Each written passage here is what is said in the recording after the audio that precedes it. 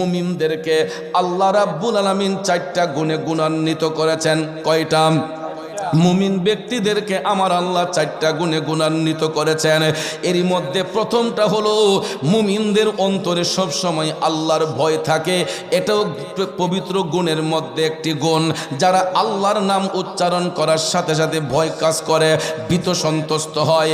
2 নম্বর হলো মুমিনদের সামনে যখন কোরআন শরীফ তেলাওয়াত করা হয় তখন তারা অমনোযোগী হয় না, মনোযোগ সহকারে তারা কোরআনের আয়াতগুলো তেলাওয়াত করে শুনে তাদের ইমানের খুঁটিকে মজবুত করে। 3 নম্বরে হলো মুমিন ব্যক্তিরা, এদের গুণ হলো এদের লেসান দ্বারা কোনো মানুষকে কষ্ট দিবে না, এদের জবান দিয়া কোনো মানুষকে কষ্ট দিবে না। 4 নম্বর বিষয়টা হলো মুমিন ব্যক্তিগুলা দুনিয়া ছেড়ে যাবার পরে কবর দেশটা তাদের সুখময় হয়ে যায়। মুমিনদের অন্যতম গুণ হলো দুনিয়া থেকে যাবার সময় তারা একটা সিমটম আমাদের সামনে রেখে যাবে। কারণ মুমিন ব্যক্তিরা দুনিয়া থেকে যাবার সময় তাদের চেহারার মধ্যে একটা মুস্কি মুস্কি হাসি থাকবে। আরে রাধানগরের বাবাজিরা খুব খেয়াল করবেন, আমাদের দেশে দেখবেন অনেক মানুষ মারা যায়, আমরা অনেক মানুষের লাশ দেখতে যাই। লক্ষ্য করে দেখবেন কিছু কিছু মানুষ মারা যাবার পরে তাদের চেহারাটা নূরান্বিত হয়ে যায়। তখন দেখবেন হাট বাজারে বৈশা, দোকানপাটে বৈশা আমরা লোক মুখে আলোচনা করি, আহারে লোকটা যেমন ভালো মানুষ ছিল তার মরণটা এমন সুন্দর হইছে। বলি কি বলি না যে মারা যাওয়ার পরে যেমন হাস্যা রইছে, এরকম কথা বলি কি না? আবার কিছু কিছু মানুষ ইন্তেকালের পরে দেখবেন তাদের চেহারাটা বিদ্রুপের মতো হয়ে যায়, চোখগুলা বড় হয়ে যায়, চেহারাটা কঙ্কালের মতো হয়ে যায়। কিছু কিছু লাশ দেখলে দেখবেন দেখতে ভয় লাগে। কথা কোন ঠিক না ঠিক? এটাও দেখবেন লোক মুখে আলোচনা করে, মানুষ বলে আহ আল্লাহর গজব আল্লাহ নিছে। কই কি কয় না যে দুনিয়াতে যেমন জ্বালায় গেছে তার মরণটাও এমন বেহালে হইছে, দেহ চেহারাটা কেমন হয়ে গেছে গা। এরকম ভাবে কিন্তু অনেকেই বলে ফেলে। ভাইয়ের আমার, বন্ধুরা আমার, এই ব্যাপারে হাদিস শরীফে মদিনার কামলিওয়ালা নবী, মায়ার নবী, দয়ার নবী বলেছেন, জান কবজ করার জন্য মৃত্যুর ফেরেশতা মালাকুল মউত আজরাইল সবার সামনেই আসবে। গভীর মনোযোগ, মদিনার কামলিওয়ালা নবী বলেছেন, সাকারাত যখন শুরু হবে, সাকারাতের মুহূর্তে আজরাইল আলাইহিস সালাম যখন মানুষের জান কবজ করতে আসবে, মুমিন ব্যক্তিরা আজরাইলের পায়ের শব্দ শুনলে তাদের চেহারার মধ্যে মুস্কি হাসি বের হবে। আর জাহান্নামী ব্যক্তিগুলা, বেঈমান মুনাফিক গুলা আজরাইল আলাইহিস সালামের পায়ের শব্দ শোনার সঙ্গে সঙ্গে এদের মধ্যে এমন পসিনা বের হওয়া শুরু হবে, এমন পেরেশানি শুরু হবে, তাদের চোখগুলা তখন বড় বড় হয়ে যাবে। কারণ বাজান আমার, আজরাইল আলাইহিস সালাম মুমিনদের জান কবজ করার জন্য তাদের দেহের মধ্যে হাত রাখবে। আবার বেঈমান মুনাফিকের জান কবজের সময়ও আজরাইল আলাইহিস সালাম ভয়ঙ্কর একটা থাবা দিবে। পার্থক্যটা হলো মুমিন ব্যক্তিদেরকে হাতের স্পর্শ করার সাথে সাথে এরা হাসি মুখে জীবনটা দিয়ে দিবে। আর জাহান্নামী ব্যক্তিগুলাকে আজরাইল আলাইহিস সালাম যখন জান কেড়ে নিতে আসবে, তাদের পায়ের বৃদ্ধাঙ্গুল থেকে টিপতে টিপতে টিপতে, বন্ধুরা আমার, বাবাজিরা, যখন বুকের মধ্যে নিয়ে আসবে দমটা, তখন দেখবেন গলা দিয়ে একটা ঘের ঘের করে শব্দ বের হয়। দেখবেন সাকারাতের সময় স্বজনরা যদিও চতুর্পাশে ব্যারিকেড দিয়ে বসে থাকে, সাকারাতের সময় দেখবেন যখন আজরাইল আলাইহিস সালাম পায়ের বৃদ্ধাঙ্গুল থেকে টিপতে টিপতে টিপতে দমটা যখন শ্বাসনালীর কাছে নিয়ে আসে, তখন দেখবেন ঘের ঘের করে একটা শব্দ বের হয়। তখন মৃত্যুর ফেরেশতা মালাকুল মউত আজরাইল জাহান্নামী ব্যক্তিগুলারে এমন কষ্টের সহিত একটা চিপ দেয় রে, তখন তারা চোখ বন্ধ করার সুযোগ পায় না, চোখ বন্ধ করার সুযোগ পায় না। এত ভয়ঙ্কর রূপে তাদের জান কবজ করা হবে বন্ধু। কিন্তু মুমিন ব্যক্তিদের বেলায় এরকমটা হবে না। মুমিন ব্যক্তিরা দুনিয়ার জমিন থেকে তারা সব সময় আমার আল্লাহর ডাক দিয়া কয়, আল্লাহ গো, আমাদেরকে ঈমানের সহিত মরণ দান করো। আল্লাহ কালমা শরীফ মুখে নিয়ে মরণ দান কইরো। আল্লাহ দুনিয়াতে যত দিন রাখো ইমানের সহিত রাইখো, আর যদি দুনিয়ার মায়া না থাকে ইমানের সহিত মৃত্যু দান কইরো। এটা মুমিনদের বক্তব্য। তাইলে বলুন বাজান, আমরা ইমানদার হইয়া মরতে চাই কি চাই না? এই জন্য কবি বলেছেন, ইমানের পথে অবিচল থেকে আমার মরণ যেন হয়। ইমানের পথে অবিচল থেকে আমার মরণ যেন হয়। কারণ দুনিয়াটা তো কারোর জন্য চিরস্থায়ী না, দুনিয়াটা আমার আপনার জন্য চিরস্থায়ী না। কতদিন দুনিয়াতে থাকবো, কই দিন থাকবো, এই নির্দিষ্ট কোনো গ্যারান্টি পৃথিবীর কোনো মুফতি সাহেব মুহাদ্দিস সাহেব দিতে পারবে না। কথা বলেন ঠিক না বিঠেক? কারণ আজরাইল আসিয়া প্রাণ করিব হরণ। হাই গো, আজরাইল আসিয়া প্রাণ করিব হরণ। ওরে নিজ গুণে সাহেব আল্লাহ করবানি বারণ। আমার উপায় কে তখন আমার আল্লাহ নিরঞ্জন। না জানি কে হালে আমার হইব মরণ। আমার আল্লাহ নিরঞ্জন। না জানি কে হালে আমার হইব মরণ। কথা কোন ঠিক কিনা বন্ধুরে? কোন দিন জানি মৃত্যুর ডাক চলে আসে গো, এই নির্দিষ্ট কোনো গ্যারান্টি পৃথিবীর মুফতি সাহেব মুহাদ্দিস সাহেব দিতে পারবে না। এই জন্য আমার যুবক বন্ধুরা, দুনিয়া ছেড়ে যাবার আগে ইমানের খুঁটিকে মজবুত করতে হবে, আমলের খুঁটিকে মজবুত করতে হবে। কারণ সাহাবায়ে কেরাম এমনিতেই জান্নাতের টিকিট পান নাই, সাহাবায়ে কেরাম এমনি এমনি জান্নাতের টিকিট পান নাই। তারা ইশকে মুস্তাফার প্রেমে পাগল হইয়া আমার নবীর গোলামির মাধ্যমে নবীর জন্য জীবনটাকে কুরবান করে দিয়া সাহাবায়ে কেরাম জান্নাতের টিকিট প্রাপ্ত হয়েছেন। ইসলামের প্রথম সাহাবী খলিফাতুল মুসলিমিন হুজুর সাইয়েদনা আবু বকর সিদ্দিক রাদিয়াল্লাহু তাআলা আনহু আমার নবীর গোলামির মাধ্যমে নবীজির জন্য জীবন কুরবান করে দেওয়ার কারণে আজও পর্যন্ত তিনি নবীর পাশে শুয়ে শুয়ে আরাম করতেছেন। ঠিক না বেটে? আব্বাজিরা, এখনো 40 দিন হয় নাই আমি মক্কা শরীফ মদিনা শরীফ জিয়ারত করে আসছি। 40 দিন কেন 20 দিন হয় নাই রে বাজান।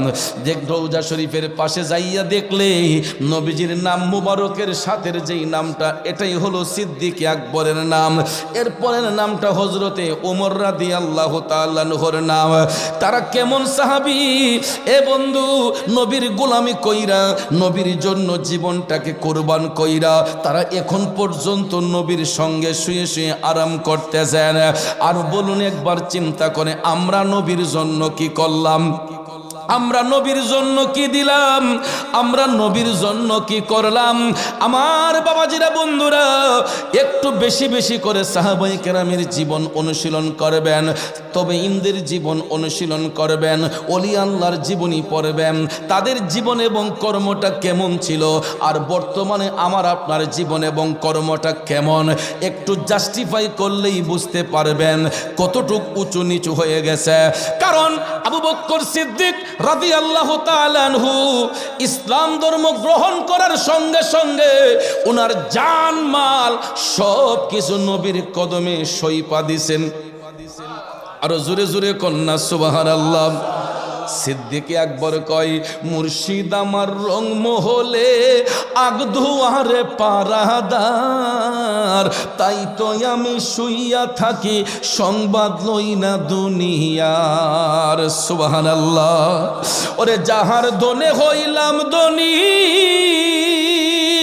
যাহার মানে হইলাম মানি, যাহার গুণে হইলাম গুণী প্রাণে বিশ্বাস রয়া আমার মুর্শিদ আমার রংমহলে আগধুয়ারে পারাদার তাই তো আমি শুইয়া থাকি সংবাদ লই না দুনিয়ার আল্লাহু আকবার কম আবু বকর সিদ্দিক কই যেহেতু নবীর কদমে সইপা দিছি সব কিছু আমার বলতে তো আর আমার কিছু নাই আমার বলতে তো আর আমার কিছু নাই আমার যা কিছু ছিল সব কিছুই তো দয়াল নবীর কদমে সইপা দিলাম কারে পাওয়ার জন্য জোরে কোন কারে পাওয়ার জন্য এই জন্য ভাইয়ের আমার বন্ধুরা আমার আল্লাহ পাইতে হলে নবীর গোলামি করতে হয় আল্লাহর মহব্বত পাইতে হলে নবীর মহব্বত অর্জন করতে হয় নবী খুশি তো আল্লাহ খুশি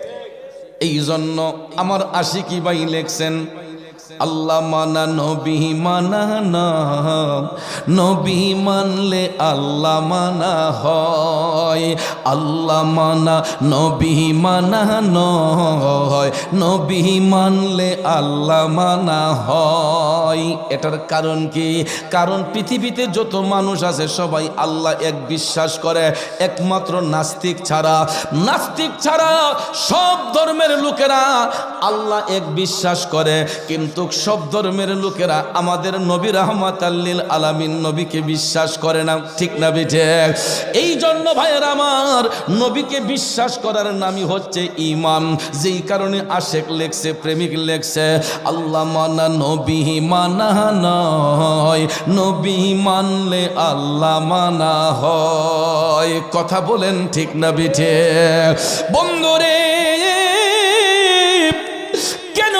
নবীর জন্য পাগল সাহাবায়ে কেরাম কেন নবীর জন্য পাগল কারণ নবী খুশি হইলে আল্লাহ খুশি হয় আবু বকর সিদ্দিক সব কিছু নবীর কদমে কোরবান করে দিলেন দেওয়ার পরে কাফের মুশরিকরা আমার নবীকে নানাভাবে কষ্ট দিতে লাগলো এক পর্যায়ে মক্কাবাসী কাফেরদের অত্যাচারে আমার মায়ার নবী দয়ার নবীজি চিন্তা করলেন যদি আমি মক্কা নগরীতে শুভাগমন করেছি আমি আর মক্কা নগরীতে থাকব না হিজরতের জন্য রাসূল চিন্তা করলেন আমি মদিনার শহরেই চলে যাব চিন্তা করেন মক্কার কাফেররা আমার নবীরে কত কষ্ট দিত কিন্তু এরপরও রাসূল তাদের ধ্বংস কামনা করতেন না আমার নবী কাফেরদের ধ্বংস কামনা করতেন না রাসূল আল্লাহর কাছে দোয়া করতেন আল্লাহ তুমি তাদেরকে হেদায়েত করো বন্ধু অনেকের নসিবে হেদায়েত ছিল আবার অনেকের নসিবে হেদায়েত ছিল না যেমন নবীর বংশে জন্মগ্রহণ করেও আবু জেহেল আবু লাহাব আমার নবীরে চিনতে পারে নাই কিন্তু ভাইয়ের আমার সিদ্দিক আকবর নবী চিনেছেন হযরতে উমর নবী চিনার কারণে এরা জান্নাতের টিকিট পাইছেন দেখেন জীবন বাজি রাইখা তারা কেমনে রাসূলকে খুশি করলেন এই আলোচনা আপনারা শুনেছেন এ বন্ধু একটা বিষধর সাপ ধ্বংসন করলে প্রাণ বাঁচে না কিন্তু বিষধর সাপটাও আমার নবীরে তাজিম করত আর জোরে জোরে কন্যা সুবহানাল্লাহ এই জন্য অধম গুনাহগার গাইছে যে নবীর জন্য জীবন দেওয়ার জন্য একজন আশেক প্রেমিক সুন্দর করে লিখছে পলকে জীবন দিয়ে দেব যদি নবী তুমি চাও কলিজা টুকরা করে দেব যদি নবী তুমি চাও ও গোয়ারি জি আমার এই অধমের একবার দেখা দাও হাবিবি ইয়া রাসূলুল্লাহ হাবিবি ইয়া হাবিবাল্লাহ হাবিবি ইয়া রাসূলুল্লাহ হাবিবি ইয়া হাবিবাল্লাহ জুরে জুরে কন্যা ইয়া রাসূলুল্লাহ এ বন্ধুরা আমার বাবাজিরা মক্কার কাফির মুশরিকরা আমার মদিনার কামলিওয়ালা নবীকে আঘাত করত, পাথর ছুঁড়ে মারত, কোনো সময় রসুলের শরীর মুবারক দিয়ে রক্ত মুবারক ঝরত, এরপরও আমার নবী প্রতিবাদ করতেন না। আবু বকর সিদ্দিক রাদিয়াল্লাহু তাআলা আনহু ইসলামের সুশীতল ছায়ায় আসার পরে আমার নবী প্রত্যেকটা কাজে সিদ্দিক আকবরকে সাথে রাখতেন।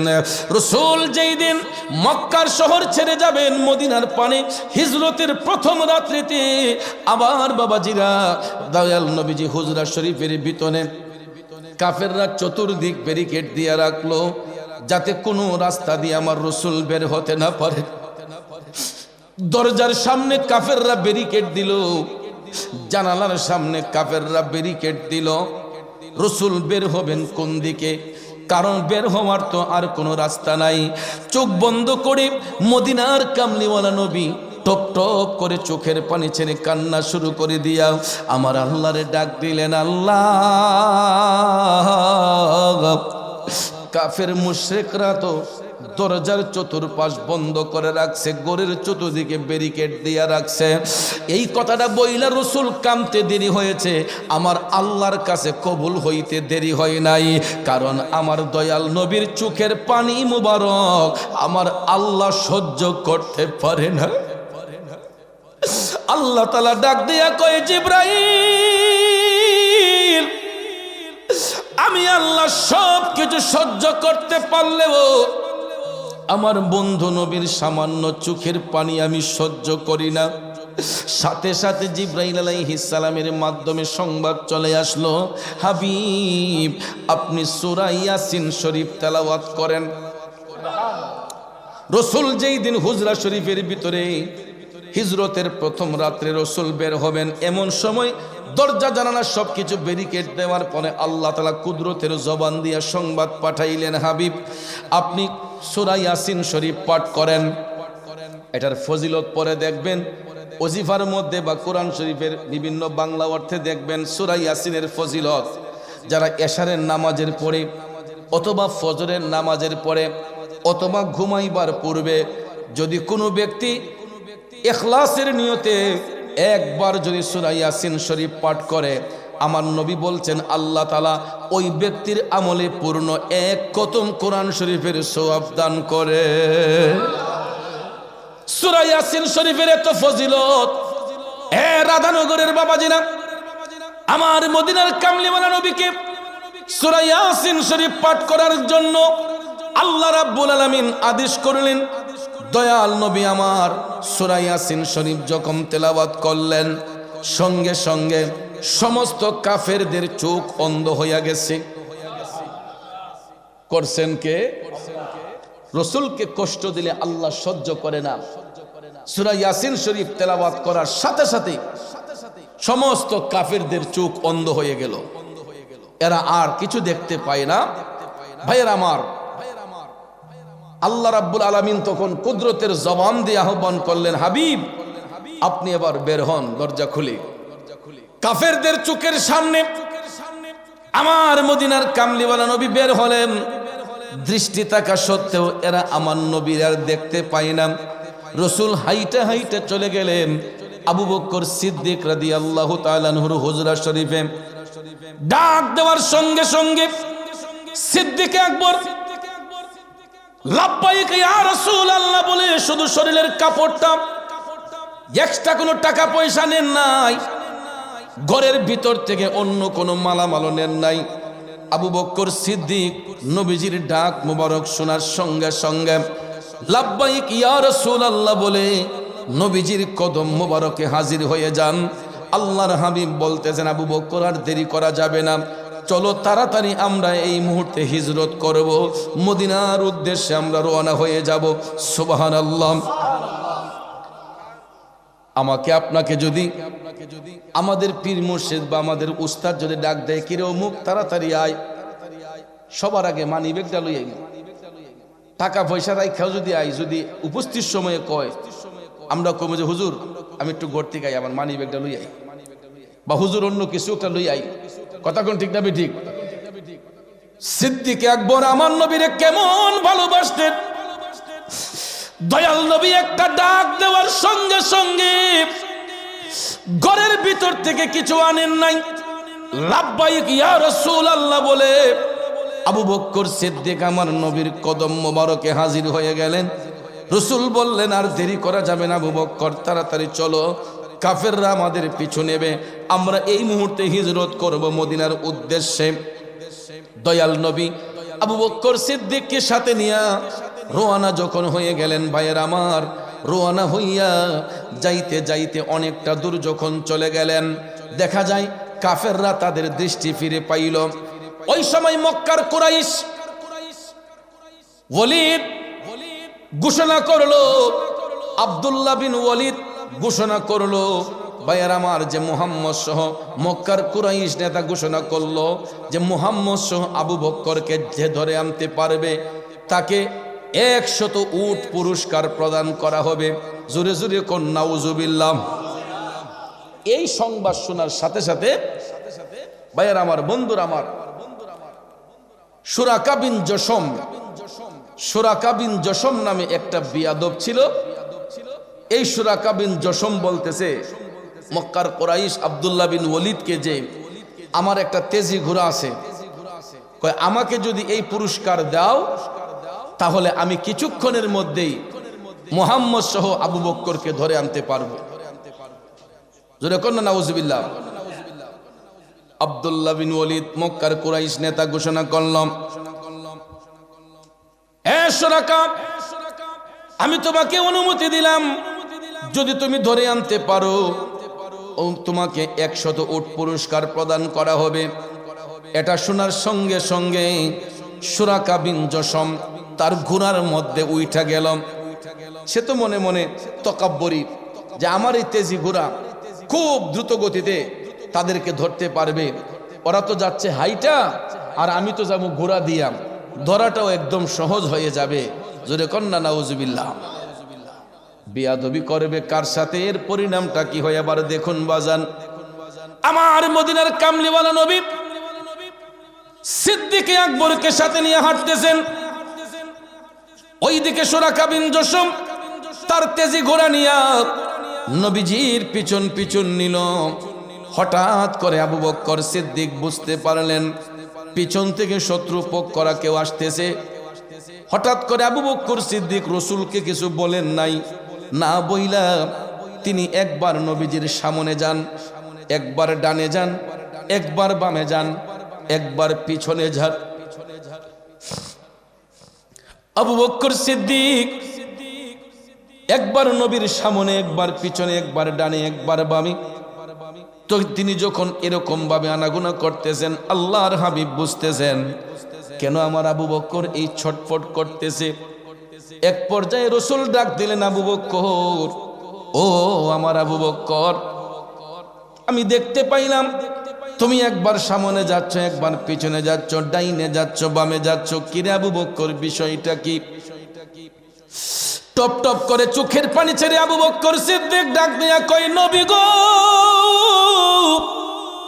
ইয়া রাসূলুল্লাহ, ইসলাম ধর্ম কায়েম হওয়ার পর থেকে, আমি ইসলাম ধর্মে দাখিল হওয়ার পর থেকে নবী গো, আমার জান মাল অর্থ সম্পদ যা কিছু ছিল সব কিছু আপনার কদমে কোরবান করে দিয়েছি।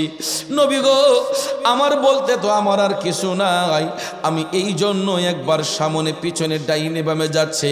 ইয়া রাসূলুল্লাহ, আমি বুঝতে পেরেছি পিছন থেকে শত্রুরা আমাদেরকে আক্রমণ করার জন্য পিছু নিচ্ছে।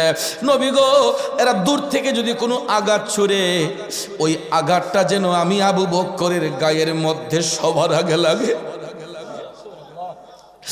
ইয়া রাসূলুল্লাহ, নবী গো, আপনার নুরানি বদন মোবারকের মধ্যে কোনো আঘাত যদি আইসা লাগে, আমি আবু বকর সহ্য করতে পারবো না। আমি চাই আপনার উপর যদি কোনো আঘাত আসে, সর্বপ্রথম আঘাতটা যেন আমি আবু বকরের গায়ের মধ্যে লাগে। ভালোবাসা কারে কই আবার দেখো রে বন্ধু, এই জন্য কবি বলছে, পলকে জীবন দিয়ে দেব যদি নবী তুমি চাও, কলিজা টুকরা করে দেব যদি নবী তুমি চাও। ও গোয়ারি জি আমার এই জীবনে একবার দেখা দাও হাবিবি ইয়া রাসূলুল্লাহ হাবিবি ইয়া হাবিবাল্লাহ হাবিবি ইয়া রাসূলুল্লাহ হাবিবি ইয়া হাবিবাল্লাহ। খারাপ লাগতেছে আমার বাবাজিরা, বন্ধুরা বাবাজিরা, আমরা কেমন নবীর উম্মত। আবু বকর এই কথা বলতে না বলতেই দেখা যায়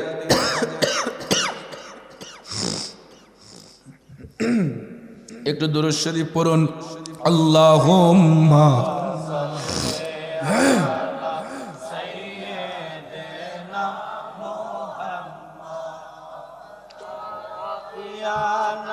শাফি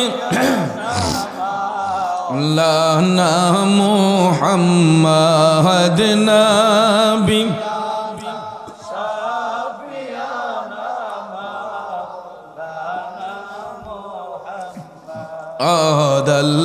আল্লাহুম্মা সাল্লি সাইয়্যিদিনা মুহাম্মাদ নবিয়ানা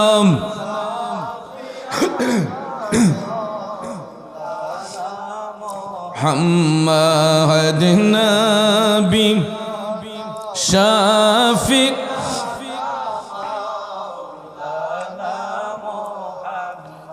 গভীর মনোযোগ আমার বাবাজিরা। বলতেছিলাম কি, আবু বকর তাকাইয়া দেখতেছেন সুরাকা বিন জশম আমার নবীর একদম কাছাকাছি। সাহাবায়ে কেরাম কেউ আমার নবীর সঙ্গে নাই, একমাত্র আবু বকর সিদ্দিক। বাজান রে, আবু বকর সিদ্দিক সংবাদ দেওয়ার সাথে সাথে রাসূল পিছন ফিরে তাকায়, আদেশ তো কুল কায়নাতি মানবে। এই জন্য নবী গো, আমি আমার ভুল বুঝতে পেরেছি, আপনি আমাকে এই মুসিবত থেকে উদ্ধার করে যান। সিদ্দিক আকবর বলেন, ইয়া রাসূলুল্লাহ, নবী গো, এই বেয়াদব আপনাকে কষ্ট দিতে পারে। রাসূল বললেন, না আবু বকর, আল্লাহ রাব্বুল আলামিন তার অন্তর চক্ষু খুলে দিয়েছে। নবীজির জবান মোবারক দিয়ে এই কথা বলতে না বলতেই সুরাকা বিন জশমের অন্তর চক্ষু সত্যি সত্যি খুলে গেল।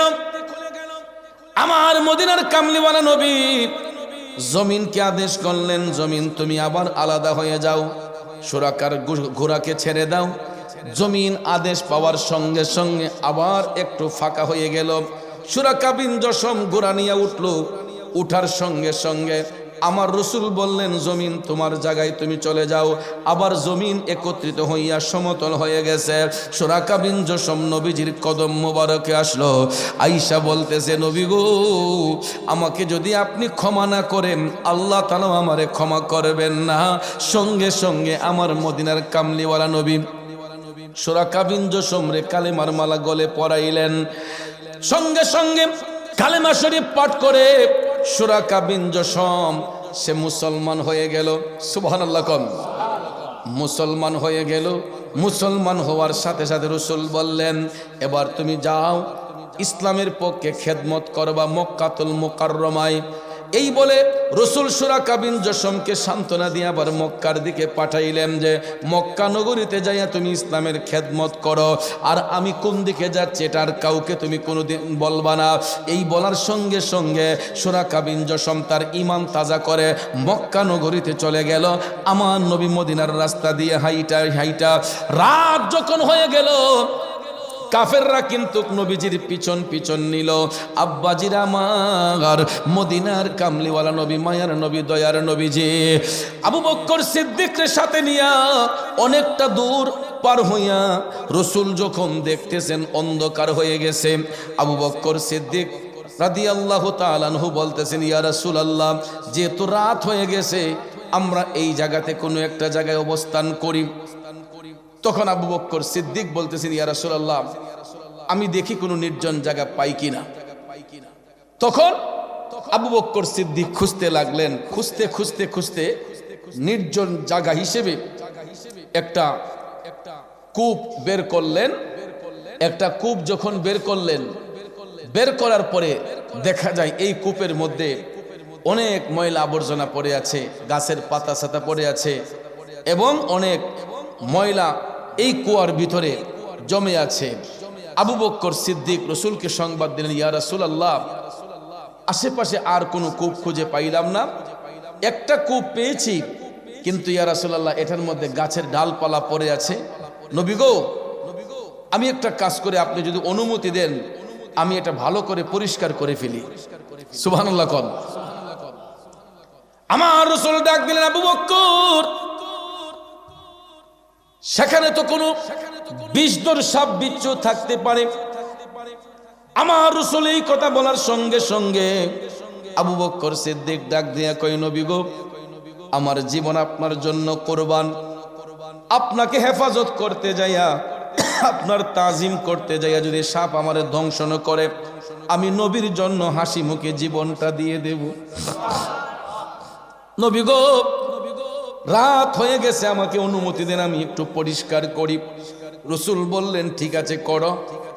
ঈমান কুটি মজবুত করে, ঈমানটাকে তাজা করে।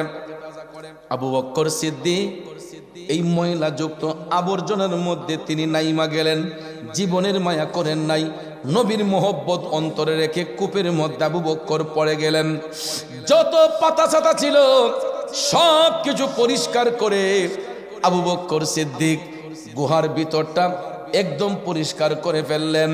এই নির্জন গুহা, এই কূপটা বের করে এই গুহার ভিতরটা একদম পরিষ্কার করে ফেললেন।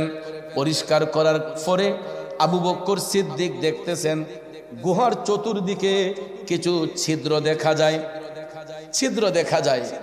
এখন এইগুলা বন্ধ করবেন কি দিয়ে? বন্ধ করবেন কি দিয়ে? আবু বকর টান দিয়া নিজের গায়ের জামাটা ছিঁড়ে ফেললেন। মোহব্বত কারে বলে? রাধানগরের বন্ধুরা দেখো রে, ভালোবাসা কারে কই, মোহব্বত কারে কই? আবু বকর নিজের গায়ের জামাটা খুলে ফেললেন। এই জামাটাকে টুকরা টুকরা করে এক একটা কাপড়ের টুকরা দিয়ে এক একটা ছিদ্র বন্ধ করে, এক একটা কাপড়ের টুকরা দিয়ে এক একটা ছিদ্র বন্ধ করে, করতে করতে করতে যেই ছিদ্রগুলা ছিল মোটামুটি সবগুলা বন্ধ করে ফেললেন। বাকি 4টা ছিদ্র ছিল।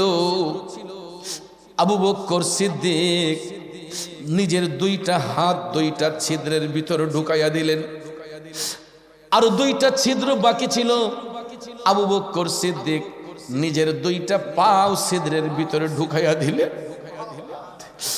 জীবনের মায়া তিনি ত্যাগ করে ফেললেন।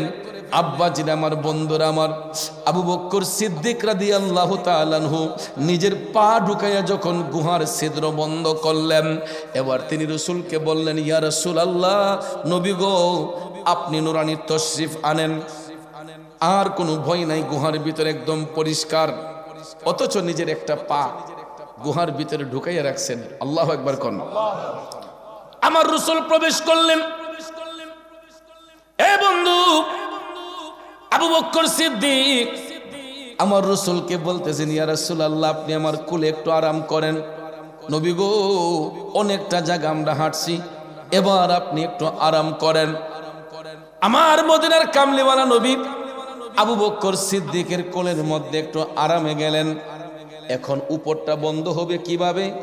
রাসূল গুহার ভিতর ঢুকার সঙ্গে সঙ্গে গাছ অটোমেটিকলি গুহার ছিদ্রটাকে বন্ধ করে দিচ্ছে। কারণ রাসূল তো গাছেরও নবী, ঠিক না বেঠিক? তিনি যেমন আসমানের নবী, জমিনের নবী, তিনি গাছ বৃক্ষ তরলতার নবী, তিনি আমাদের নবী, সকলের নবী। কথা কোন ঠিক কিনা?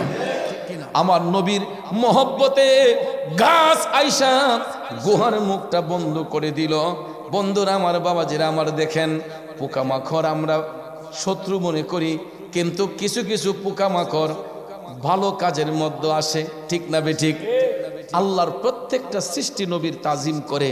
এই যে মাকড়সা দেখলে আমরা মাকড়সারে তাড়াইয়া দেই, এই মাকড়সা এসে গাছের চতুর্পাশে মুহূর্তের মধ্যে জাল বুনে ফেলছে, যাতে করে কেউ বুঝতে না পারে যে এটার ভিতরে কেউ থাকতে পারে, এটার ভিতরে কেউ থাকতে পারে। কিন্তু ভাইয়ের আমার, এখানে কি প্রেমের বিষয় দেখেন। সিদ্দিক আকবর যখন নিজের পাটা যখন ঢুকাইয়া রাখলেন, ওই গুহার ভিতরে সাপ ছিল। সাপ যখন দেখলো যে রাহমাত লিল আলামিন নবী সেখানে তশরিফ নিবেন, সাপ মনে মনে খুশি হয়েছিল যে আজকের রাত্রটা আমি নবীজিকে পাহারা দিব। যদি কোনো কাফির মুশরিক নবীর বিরুদ্ধে ষড়যন্ত্র করে আসে, সাপ ভেবেছিল যে আমি গিয়া ধ্বংসন করব, আমি প্রতিবাদ করব। কিন্তু ভাইয়ের আমার, এই ঘটনা আবু বকর সিদ্দিক বুঝতে পারেন নাই বিধায় সাপকে বের না হওয়ার জন্য নিজের পাটা ঢুকাইয়া বন্ধ করে ফেললেন। সিদ্দিকে আকবরের পা সরানোর জন্য বিষধর সাপ 3 বার ধাক্কা দিয়েছে। তারপরে আবু বকর সিদ্দিক একটুও ভয় পান নাই। সাপ 3 বার সিগন্যাল দিয়েছে সিদ্দিক আকবরের পাটা সরিয়ে নেওয়ার জন্য। বাবাজিরা আমার, 1 বার 2 বার 3 বার ধাক্কা দেওয়ার পরে আবু বকর সিদ্দিক পাও সরায় না। 4র্থ বারের বেলায় এই সাপ চিন্তা করল, আবু বকর তো আমাকে আর সেবা করতেই দিবে না, একটু কামড় দিলে হয়তো বিশ্বের যন্ত্রণা আবু বকর ছটফট করলে পাউটা সরাইবে, আমি না হয় পরে বিষটা আবার টান দিয়ে নিয়ে ফেলবো। এই চিন্তা করে এই বিষধর সাপ আবু বকর সিদ্দিকের পায়ের মধ্যে কামড় দিয়েছে। বিশ্বের যন্ত্রণায় ছটফট করতেছে আবু বকর, তারপরও পাও সরায় না। এরে রাধানগরের প্রেমিকরা, আবু বকর সিদ্দিক পাও সরায় না। বিশ্বের যন্ত্রণায় টপ টপ করে চোখের পানি যখন পড়তেছে, একটা ফুটা চোখের পানি নবীজির শরীর মুবারকের মধ্যে পড়ে গেছে। আমার নবী ডাক দিয়ে কয়, আবু বকর তোমার চোখের মধ্যে পানি ঝরতেছে, আমি রাসূল কি তোমার কোলে আরাম করার কারণে কোনো কষ্ট হয়েছে?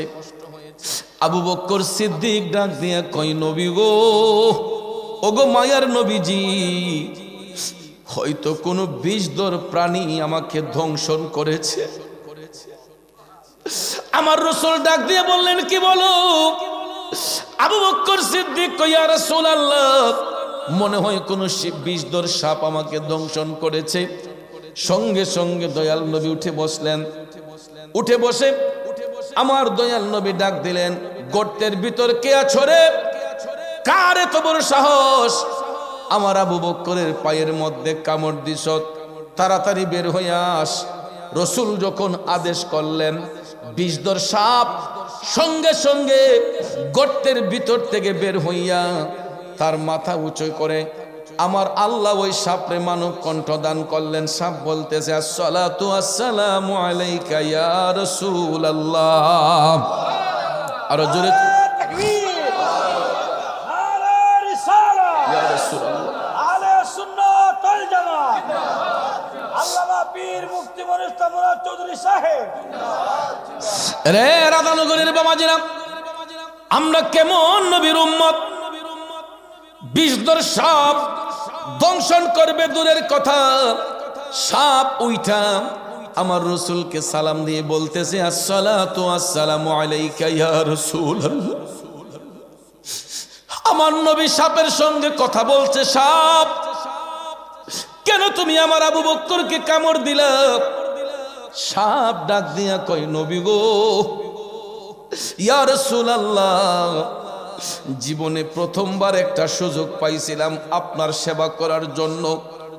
নবী গো, আপনার আবু বকর যখন গুহার ভিতর পরিষ্কার করতে আসলো, কূপটা পরিষ্কার করার পরে গুহাটা পরিষ্কার হয়েছিল, আমি ভেবেছিলাম আপনি গুহার ভিতর প্রবেশ করলে সারাটা রাত আমি আপনাকে পাহারা দেব, যাতে কোনো কাফের মুশরিক আপনার সাথে বিয়াদবি করতে না পারে। কিন্তু নবী গো, আপনার আবু বকর আপনারে এত ভালোবাসে, নিজের গায়ের জামা ছিঁড়িয়া গুহার ছিদ্রগুলা বন্ধ কইরা শেষ পর্যন্ত একটা ছিদ্র যখন বাকি ছিল, নবী গো, আপনার আবু বকর নিজের পাউটা ঢুকাইয়া দিছে যাতে আমি বের হতে না পারি। আবু বকর হয়তো ভাবছে আমি আপনাকে ধ্বংসন করব, কিন্তু নবী গো না, আমি আপনার গোলামি করতে চেয়েছিলাম, আপনার আবু বকর আমাকে এই সুযোগ দেয় নাই। নবী গো, আমি আপনার আবু বকরকে ধ্বংসন করতাম না, আমি 3 বার ধাক্কা দিয়েছি পাটা সরাইবার জন্য, কিন্তু আপনার আবু বকর পা সরাই নাই। 4 বারের বেলায় আমি ভাবলাম একটা কামড় দিলে হয়তো বিশ্বের যন্ত্রণায় ছটফট করে আবু বকর পাউটা সরাইয়া নিবে, কিন্তু নবী গো আপনার আবু বকর আপনার এত ভালোবাসে, জীবন দিতে রাজি, কিন্তু আপনি নবীকে কষ্ট দিতে রাজি না। চিন্তা করে দেখেন, সাপ সাক্ষী দিচ্ছে ইয়া রাসূলুল্লাহ আপনার আবু বকর এত ভালোবাসে আপনাকে, জীবন দিতে রাজি, কিন্তু নবীকে কষ্ট দিতে রাজি নয়, নবীজির আঘাত পাইতে দিতে রাজি নয়। আমার রসুল বিষয়টা বুঝতে পারলেন যে সাপও নবীর প্রেমে দেওয়ানা, সিদ্দিক আকবর তো নবীর গোলামিতে মশগুল, ঠিক না ঠিক? সঙ্গে সঙ্গে আমার নবী সিদ্দিক আকবরকে বললেন আবু বকর তোমার হাতটা বাড়াও। আবু বকর সিদ্দিক ডান হাতটা যখন বাড়াইয়া দিলেন, আমার নবীজি একটু থুতু মুবারক দিলেন। ওরে বিজ্ঞানীদের মহাগুরু মোদের নবীজি, বিজ্ঞানীদের মহাগুরু মোদের নবীজি, এইরকম একজন দয়াল নবী তোকাই পাইবাইনি, বিজ্ঞানীদের মহাগুরু মোদের নবীজি, ঠিক কিনা বলেন? আবু বকর সিদ্দিকের সাপে কামড়াইছে, মোদের নবীর মুখের থুতুই ভালো হয়ে গেছে, সুবহানাল্লাহ। কেমন মেডিসিন আমার নবীজির নুরানি থুতু মুবারক, কেমন মেডিসিন আমার নবীর থুতু মুবারক। দয়াল নবী সিদ্দিক আকবরের হাতের মধ্যে থুতু মুবারক দিলেন।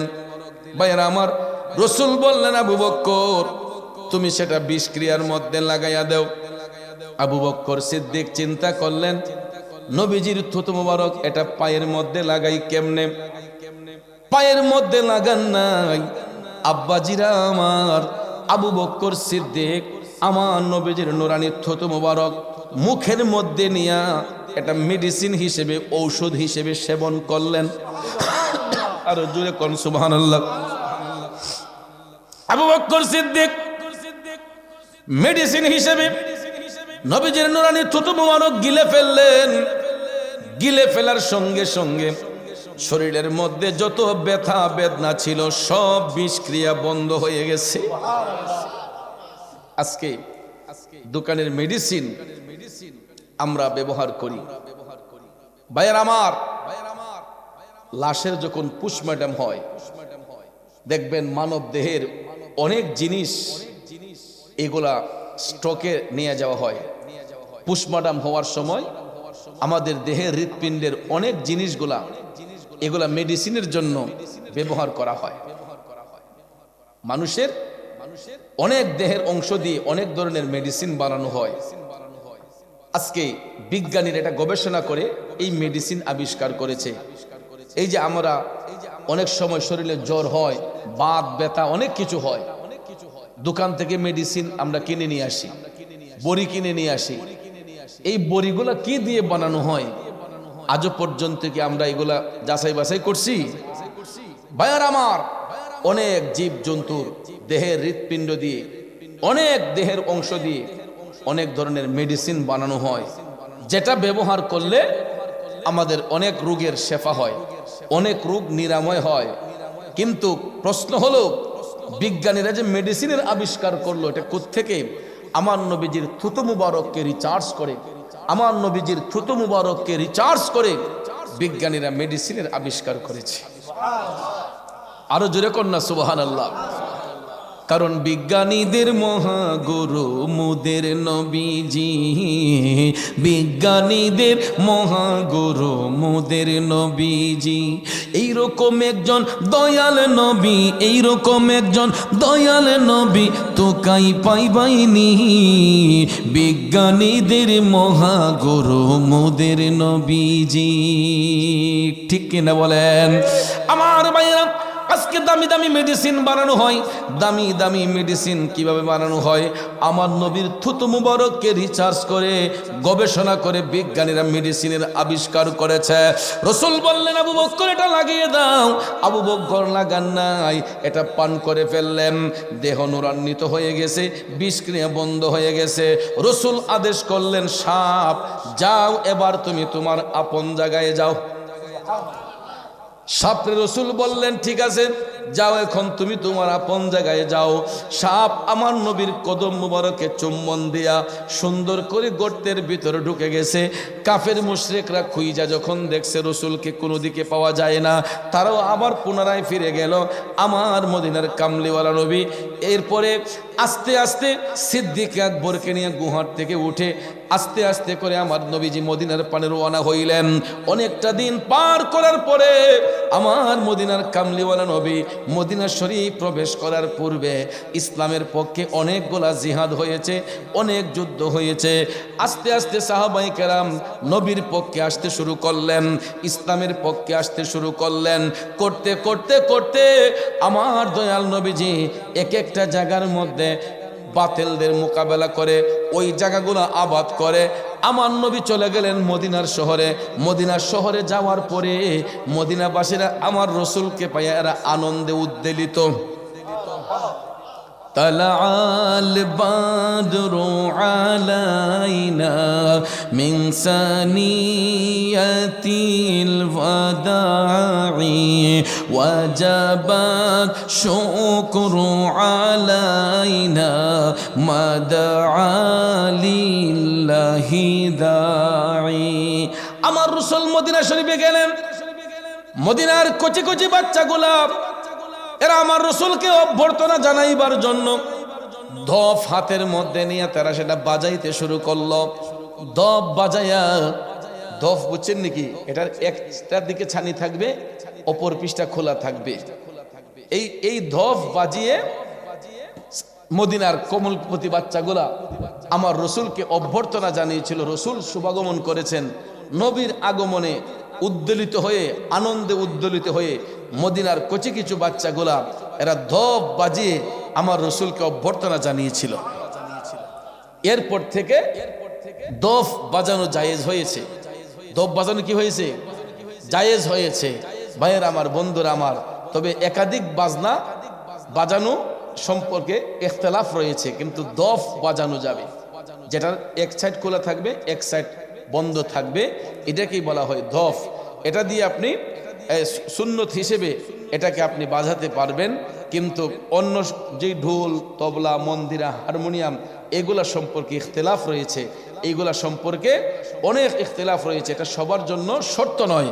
তো ভাইয়ের আমার, বন্ধুরা আমার, দফ, একাধিক দফ বাজানো যাবে।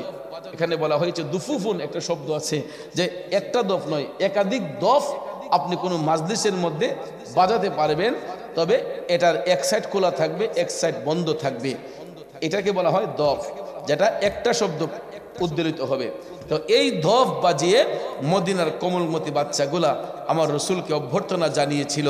ভাইয়েরা আমার, বন্ধুরা আমার, শেষ পর্যায়ে আমার রসুল মদিনা শহরের মধ্যেই অবস্থান করে ইসলামকে উজ্জীবিত করে, ইসলামের কাজ প্রসারিত করে আমার রসুল এখনো পর্যন্ত উম্মতি উম্মতি বলে কান্দে। সবুজ গম্বুজের নিচে শুয়ে রসুল এখনো ইয়া রাব্বি হাবলি উম্মতি বলে উম্মতের জন্যই রসুল কাঁদে। কথা কোন ঠিক না বেঠিক?